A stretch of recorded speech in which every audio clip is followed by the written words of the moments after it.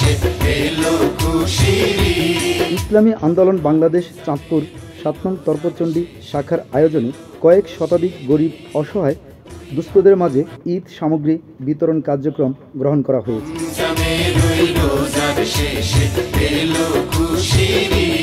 এ উপলক্ষে গত শুক্রবার দিনব্যাপী ঈদ সামগ্রী প্যাকেটজাত করেন ইসলামী আন্দোলন বাংলাদেশ তরপুরচণ্ডী শাখার সদস্যরা।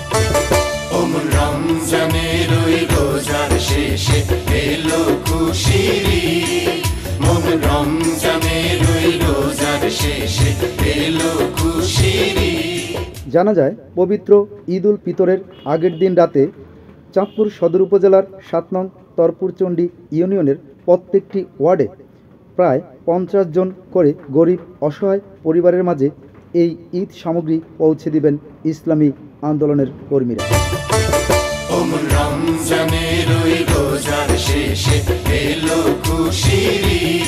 ঈদ সামগ্রীর মধ্যে রয়েছে সেমাই, চিনি, আতপ চাল, মুগ ডাল, দুধ সহ প্রায় ৬০টি পণ্য সামগ্রী।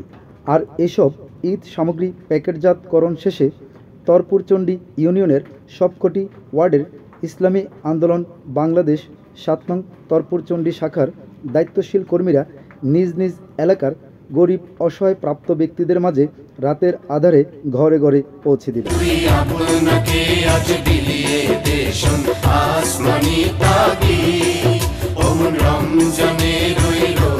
এইসব ঈদ সামগ্রী বিতরণ কার্যক্রমের সার্বিক ব্যবস্থাপনায় রয়েছেন ইসলামী আন্দোলন বাংলাদেশ ৭ নং তরপুরচণ্ডী শাখার সভাপতি মারুফ সর্দার, সহসভাপতি মোহাম্মদ কুদ্দুস খান, সাধারণ সম্পাদক মাওলানা জহিরুল ইসলাম ও যুবনেতা মোহাম্মদ মারুফ চোকদার সহ আরও অনেকে।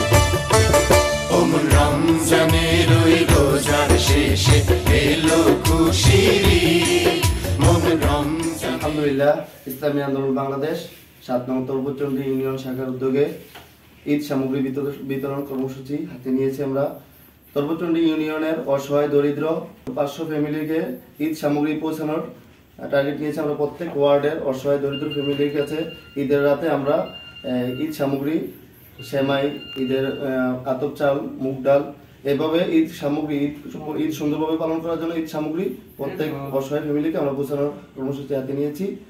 এই ঈদ সামগ্রীগুলো আমরা ইনশাল্লাহ ঈদের আগের রাতে প্রত্যেকের ঘরে ঘরে পৌঁছে দেব ইনশাল্লাহ। শেষে এলো